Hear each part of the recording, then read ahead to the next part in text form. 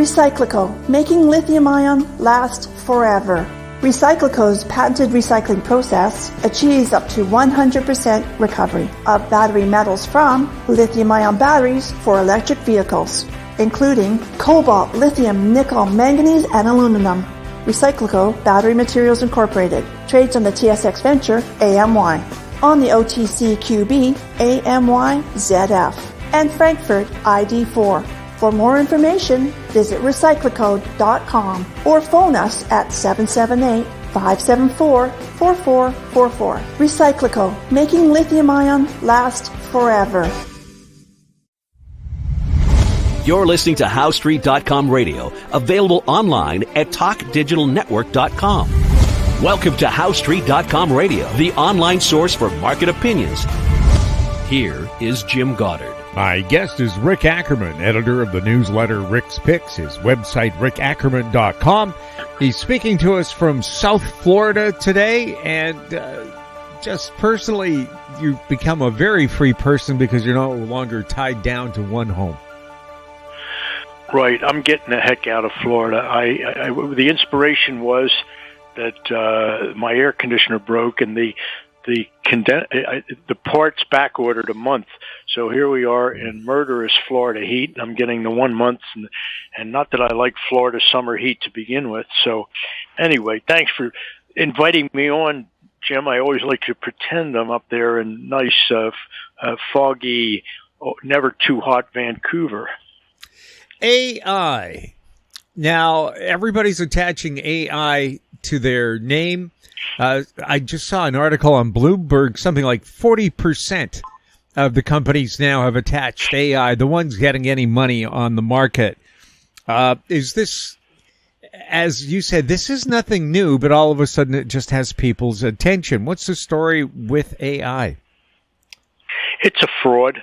I mean, it can do things. AI in one form or another has been with us for 100 years, but the current epiphany sort of piggybacks on NVIDIA's great success in envisioning an AI component to their hardware. NVIDIA has been there really for the next big thing in 3 iterations. You know, they caught the gaming chip business, and they caught the they're on the AI bandwagon now, and everybody thinks that NVIDIA is going to create so much business for the downstream companies that they'll all be multi-billion-dollar companies themselves, all these little IPOs, anybody with a stake. But you may have read the wrong article. It was an article, I haven't seen it yet really. I only got a teaser from Zero Hedge. It's on a premium service, and apparently it's someone from Goldman Sachs who puts the knock on AI. He says that it's produced, they didn't use the word substantive, but AI has produced nothing really of value in the marketplace.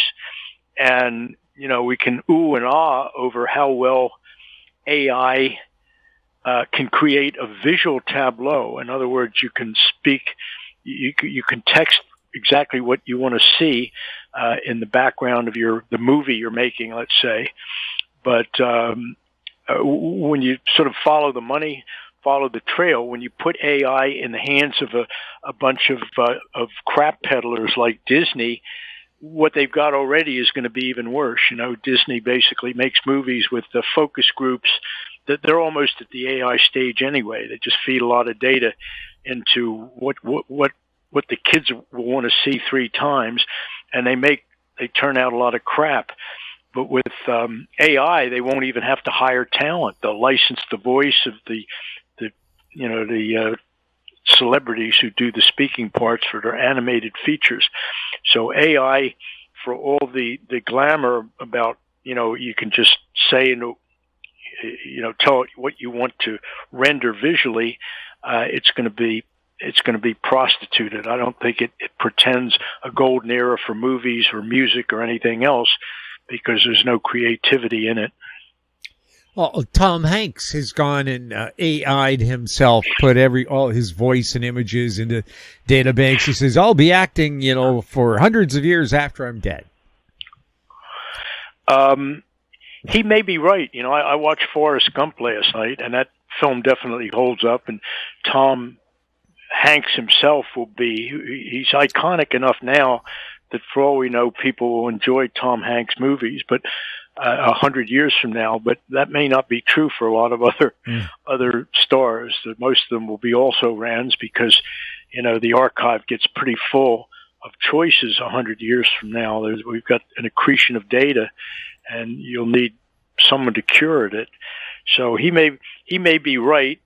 And I guess, but I think whatever he makes, whatever money he gets for selling his voice and his likeness to be recreated visually with AI, I think there's going to be some starlet out there who makes it. She'll be the first one to sign a $1 billion contract, and it will be, you know, she'll get more than you know, an LA Dodgers pitcher, because she will license herself for whatever the purpose might be of young men. So, you know, you'll have an AI with goggles, with virtual reality and everything. You'll have everything you want from that starlet if you're a 15-year-old boy, or who knows, a 32-year-old man. Now, I know in Canada, the writers have voted against using AI to voice their novels so far, but it's so tempting because it's so much cheaper than hiring a voice actor to do it. But, of course, once you start using the voice actors, then who's to say that your writing isn't going to be replaced by a robot as well? Well, you know, the Hollywood writers were correct. I mean, they were, it was justified for them to take a hard line in the last contract negotiations. The producers would say, oh, you know, we're going to use AI just to sort of spruce up some screenplays and things like that. But that was just a dirty, rotten, scurrilous lie, because the writers recognized that AI could completely put them out of business. And Disney would certainly be the first studio to do that, to essentially eliminate human beings from the creative process, which they almost have done anyway. But so you know, and the producers say, oh, don't sweat it, you know, we're still going to use creative inputs from real humans, he's lying. Well, Japan, turning to AI, Japan, the first to use robots to build cars because they'd lost so many people during the Second World War. Now they've created giant AI robots to help maintain their railways and paint bridges and so on. Because they're against migrants coming into the country to do that job. Japan aging so fast, they now sell more adult diapers than they do baby diapers. Yeah, and those robots will get better and better at doing the things that migrants do. You know, there are even machines that can pick grapes as delicately as they need to get machine work in the vineyards of France. But you know, you can see AI sort of eliminating wide swaths of jobs, and the point I made, I think we talked about this before, it's the idea that you could put an AI voice unit in the middle of a courtroom, and it should give you either a Clarence Darrow defense or, well, I don't know you never hear about the great prosecutors, but in any case, it's coming for, if not your job and mine, Jim, at least everybody else's job. Well, if the U.S. is like Canada, prosecutors are grossly underpaid compared to their defense counterparts who make $10,000, $20,000 a day. It's true. It's a joke in the profession, I guess, but it's also the reason why so many prosecutors eventually migrate to the defense. And it's almost like the revolving door in Washington, D.C. You know, once you cut your chops, or essentially complete your degree with the state paying your tuition, then you switch over to the defense. And, of course, it's never a disadvantage to be a defense lawyer if you've worked the prosecution side. So fortunately, there's always, or not fortunately for us, but fortunately for lawyers, there's always job openings for prosecution staff. We'll have more with Rick Ackerman right after this. Don't miss out. Stay informed. Receive the HowStreet.com weekly recap with thought-provoking podcasts, radio, and articles delivered to your inbox. Sign up for the HowStreet.com weekly recap on our homepage at HowStreet.com. Welcome back. We're speaking with Rick Ackerman. Rick, taking a look at who's doing a good job or a decent job or any kind of job with AI, Apple now saying they're going to put AI on their next phone. Is it even their own AI? Yeah, the initial read on that, this is before Apple made the big announcement anticipated about, slapping some AI into their phone. One reaction that I recall was in Wired magazine. They're a very astute evaluator of the whole Wired scene, and it was their take that this wasn't a good move, that Apple should have its own AI that it developed in-house to enhance the performance of the iPhone. So here was Wired saying, Apple should hold off, but they didn't. They basically announced, hey, we're gonna slap an AI component in the phone, and instead of the stock reacting negatively because Apple was doing this whole AI thing in a slapdash way, the stock has gone vertical. It's been vertically rallying ever since. And so, every company is sort of on the AI bandwagon at this point. And I dealt with one of those companies yesterday, Microsoft, and it's got its feet much deeper in AI muck than Apple. Microsoft has spent a lot of money developing its own AI capabilities, but I kind of bumped into one of those capabilities yesterday in the throes of a 2-hour fruitless, took me totally in the wrong direction tech support. I was having trouble with my email Outlook client connecting to a server, and I got all sorts of bad ideas, including restoring to a registry point from a couple weeks ago, and that caused real havoc. So if their support staff, their human support staff, can't get it right, how is AI support going to get it right? It's not any better. It's like garbage in, garbage out, and their entry in a race is something called Pilot, I think it is, and or maybe it was Copilot. It was an easy name to remember, but that's why I've forgotten it. But it's going to it'll be a component of the next Windows. They're starting to accelerate the Windows cycle now to every 3 years a new release, and we barely got comfortable with 11. I'm still in Windows 10, but we're going to have 12 and 13 out before you know what's happening. And a reason for Microsoft to sort of shove it in our faces is they want to get this Copilot or whatever it's called working, and as is the case with everything AI, the primary reason for it, the thing that impels it, is eliminating jobs. And I think Microsoft would love to do away with its global support, its human support, not staff. Microsoft covers support with thousands of contractors, some of which are big firms and are on their own. So anyway, So I'm in this 2-hour tech call with Microsoft yesterday, and we're not getting anywhere. And so I asked him, I said, well, I could ask I also discovered that new versions of Outlook are not the way I like them. I've sort of built mine in 20 years to be a filing system that I understand. So I may have to redo that. So I said to the guy, well, then I'll be able to just dictate into a microphone the question to this AI component of the next Windows, the question, all right, how do I get my my Outlook contacts folder to look exactly like the one that's been on my drive for years and years and years.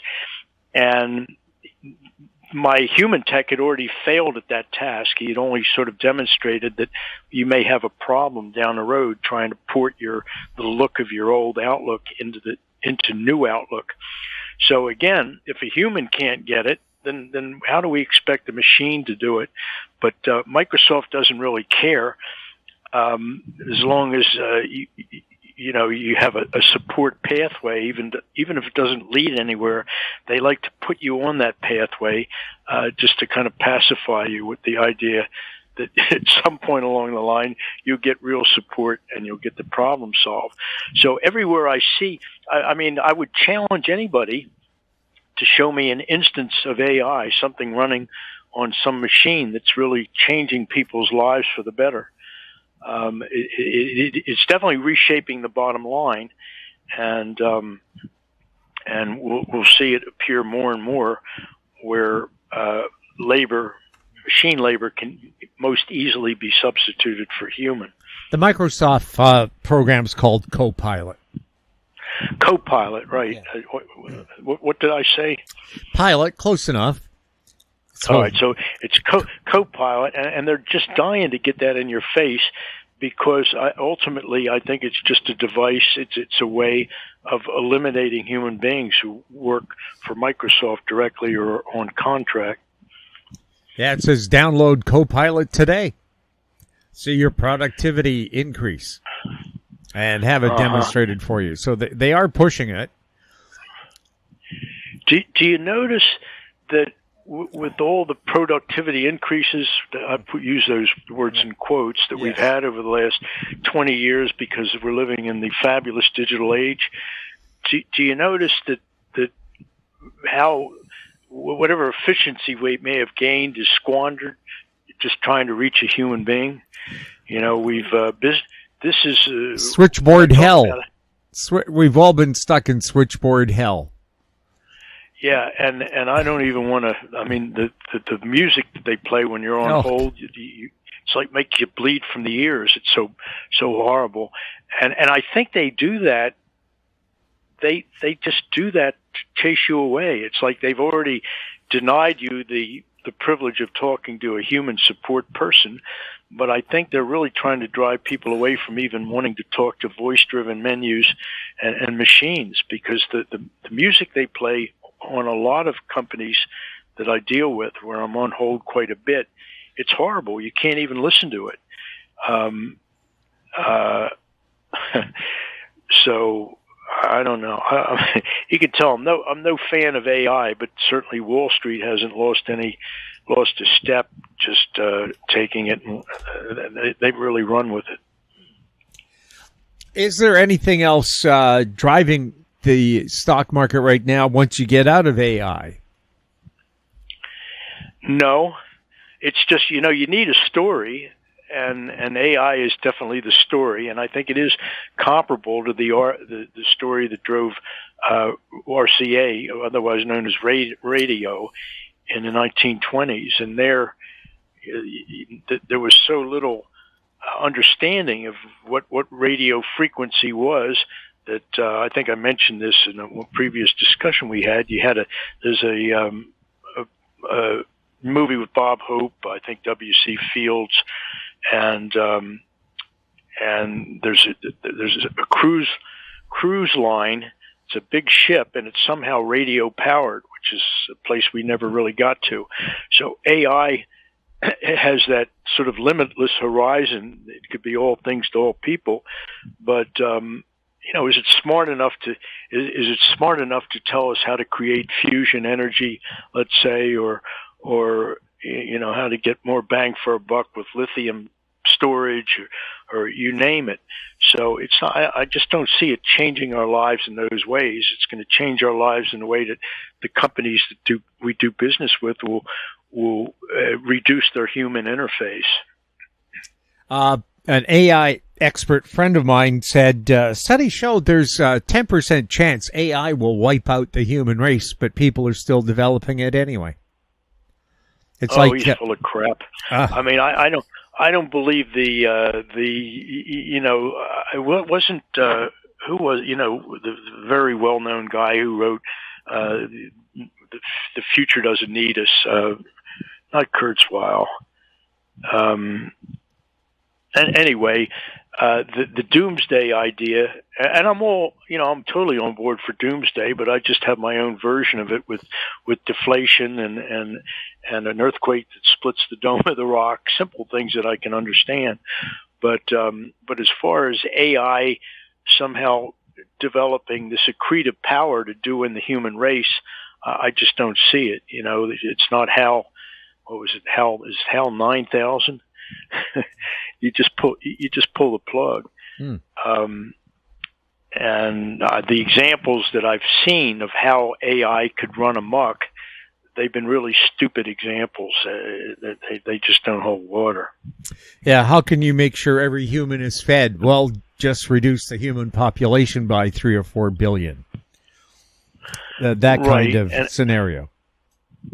Well, if we enable an AI to do that, remember the day the Earth stood still, some extraterrestrial intelligence, a million years evolved beyond us. They sent their rep down to Earth, and he said, "Look, we know you people have been playing with fire here." Meaning, back in the 1950s, this was with nuclear device fire, and he said, "If you don't get it under control and join the peaceful universe there of aliens, if you don't get with the peace movement, we're going to incinerate you." And so if we empowered AI to do that, and that's the I guess that's the fail-safe mechanism, really. If we let AI regulate us in a way that we'll no longer have wars or whatever, and it has the power to incinerate us, well, a lot of people would be pretty happy with that. I'm sort of, put me down as I'm wavering. Rick, anything else we should be keeping a close eye on right now? Well, I'm watching stocks pretty closely every day, and I've always been good at coming up with these hidden pivot targets, like how high is this thing going to rally? And all my subscribers have sort of gotten in the habit of getting short whenever these things hit a target. But some time ago, I said, look, that this market is overpowering all of these hidden pivot resistance points. You shouldn't be trying to short possible rally tops. You should just be going with the trend. You should be buying. If you're going to be in the market, you should be going with the flow. And at this point, it's so insane, the way these companies are growing, adding $1 trillion worth of valuation in a month, as was the case with NVIDIA. And it's absolutely absurd what's happening in the market. But nobody's going to get the top, and you shouldn't think that you can, much less make money timing the top exactly. But I've got some smart subscribers in my chat room who, well, there's I think a lot of wisdom in there about, look, we don't want to try to catch the exact top, and I don't mind being out of the market right now, even if I'm missing the exciting parabolic part of it, of the bull market. So just, either go with the flow with the tight stop loss, a trailing stop, or just sit back and marvel at all the craziness that's in this market right now. It's so stupid crazy, beyond crazy. And in dollar terms, it makes, I mentioned this in the chat room, if you compare inflation-adjusted dollars from the South Sea bubble and the tulip mania, those are small numbers compared to what we're seeing occurring in the stock market right now. Rick, always fun chatting with you. Likewise, Jim. I always appreciate the chance to get on and connect with your vast audience. My guest has been Rick Ackerman, editor of the newsletter Rick's Picks, his website, rickackerman.com. If you have any questions for Rick or for any of our guests, you can send them to info@howstreet.com. Our X connection is find us on X at House Street. Our YouTube channel is Talk Digital Network. We're also on Facebook. I'm Jim Goddard.